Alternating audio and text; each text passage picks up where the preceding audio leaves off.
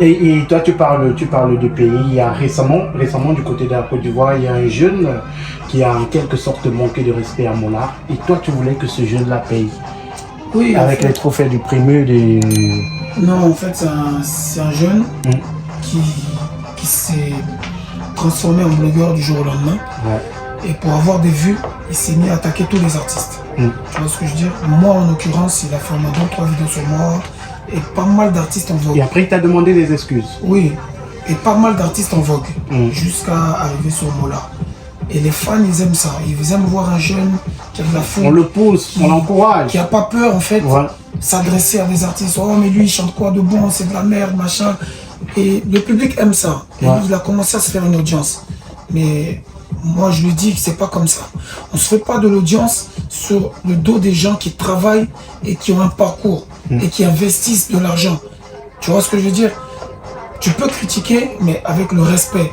Mais quand il y a du manque de respect et tout, alors que tu n'es pas dans le game. Nous, on se clash entre artistes parce que c'est notre travail.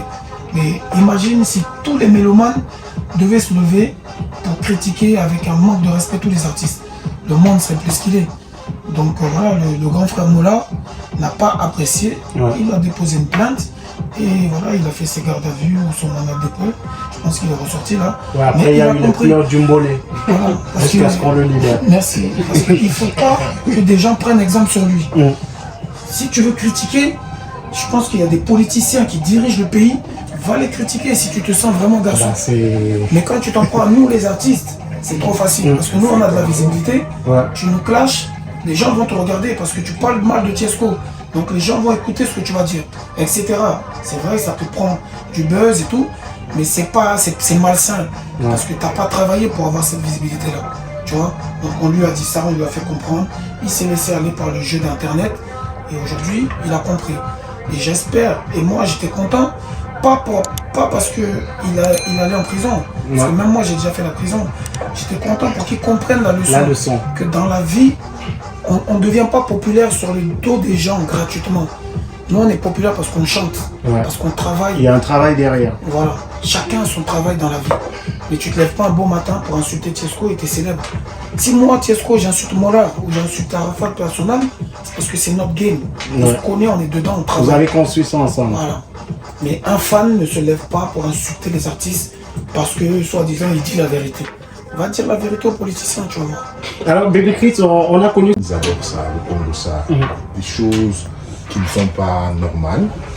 On va peut-être dire, on a vu Tiesco en train de manger les beignets, juste il a exigé qu'on lui rembourse ses 50. Les gars se mettent à rire, comme le mec qui fait la grosse gueule là. Donc c'est des petites histoires banales comme ça que les internautes adorent. Et quand il y a un petit filou qui sort de nulle part et il dit qu'il va se faire un nom derrière le travail des artistes, franchement il faut qu'on lui colle un procès. Et je crois qu'à cette époque-là, il y a Crotal qui cherchait activement Idriss Ndomché. Moi, je voudrais savoir, il est où, Idriss? On n'entend plus parler de lui. C'est vrai qu'il a... qui est le personnage. C'est vrai que jusqu'aujourd'hui, on le connaît. Il n'y a que fabricant de buzz que nous on connaît. Parce que... Et lui, c'était... Moi, j'ai connu 4 Ndomché, on disait que voici. C'est en fait, tu vois, on ne sait pas qui c'est, mais ça marche. Parce qu'il a de l'impact avec des choses crues, tu vois, des choses que les gens ils ont envie d'entendre et de voir. Mais aujourd'hui, Dieu merci, ici au Cameroun, il y a beaucoup de jeunes qui commencent à comprendre, comme le fabricant de buzz, parce que lui-même, il est passé par le rouleau compresseur. Il y a Zitra qui le recherchait activement également. Je ne pense pas qu'il peut encore s'amuser. C'est lui qui se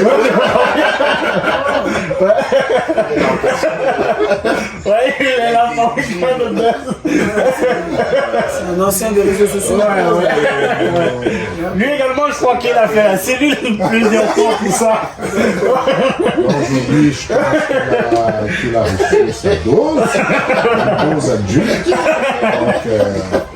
Donc, quand il s'est converti, il n'est plus fabricant. Il a disparu. Oui, il a disparu, il a raison, on le voit presque plus. Maintenant, il travaille sur les projets en backstage et tout. Ça lui convient d'ailleurs, parce qu'il est devenu corporate. Il est quitté du côté de Tivoy Crack à quelqu'un de chaque entreprise. C'est bien, ça te sourit. Mais surtout, je pense qu'il y a la manière, tu vois. On peut, aujourd'hui, il y a la liberté d'expression, chacun peut faire et dire un peu ce qu'il veut et tout, mais c'est avec la manière. C'est de respecter le travail. Nous, souvent, on passe toute une journée en studio. On a payé cher et en plus, on passe toute une journée. On est loin de nos familles et tout. Donc quand tu veux critiquer ce travail-là, il faut bien le critiquer. Un peu de tact. Voilà, avec une vraie critique constructive. Tu prends la peine d'écouter la chanson, tu dis « Ah ça, telle partie, j'ai pas aimé. » Là, il n'y a pas de souci. Mais il y en a qui s'écoutent même pas. Ils veulent juste parler pour parler. Tu vois, moi, il y a beaucoup de gens qui connaissent pas ma musique, qui me connaissent le personnage, mais qui connaissent pas ma musique. Donc deux fois, quand il y en a un qui parle mal de Tiesco, ah lui là c'est un gars, il est nerveux, il est agressif. L'autre aussi dit, ah c'est vrai, il ressemble à ça, c'est un faux type ce gars là, machin.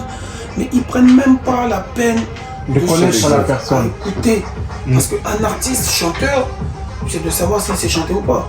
Mais si tu cherches même pas à savoir si c'est chanté, tu commences à le critiquer, c'est que toi-même il y a un truc qui va pas dans ta tête. Voilà, moi si tu veux me critiquer, il n'y a pas de souci. Mais écoute au moins la musique, moi ça me rapporte de l'argent pour vivre. Parce que quand tu écoutes, que tu aimes ou pas, je gagne de l'argent. Tu n'as pas besoin d'aimer. Mais au moins tu écoutes pour savoir ce que c'est. Qu'est-ce qui change? Est-ce que ça me plaît? Ah, j'ai écouté, ça me plaît pas. Ok. Bon, si 33 millions de personnes écoutent que ça leur plaît pas, ça me fait 33 millions de vues. C'est pas méchant. C'est tout ce qu'on vous demande. On ne vous demande pas d'être là derrière nous tout le temps comme... Mais au moins prenez la peine d'observer, d'écouter, de faire des recherches. D'analyser. Et là, tu peux critiquer. Tu peux dire, ah, vraiment, j'ai regardé le clip hier sur YouTube, mais il y a une partie là où vraiment la fille elle était un peu dénudée, j'ai pas aimé. Ça, c'est cool, c'est bien, tu as le droit de faire ça. Mais quand tu dis, ah, ça c'est un truc de merde, moi je regarde pas les trucs comme ça. Ça, c'est très très méchant. Voilà. Ça, c'est carrément une insulte. Et deux fois même, ça devient même de la diffamation, de fois. Tu vois. Et aujourd'hui. La méchanceté. Voilà. Et c'est dommage. C'est dommage parce qu'on devrait plus s'entraider. Aujourd'hui, si l'Afrique est en retard, c'est parce qu'on n'est pas solidaire. Voilà. Et si vraiment on était solidaire, je pense qu'on serait à un autre niveau.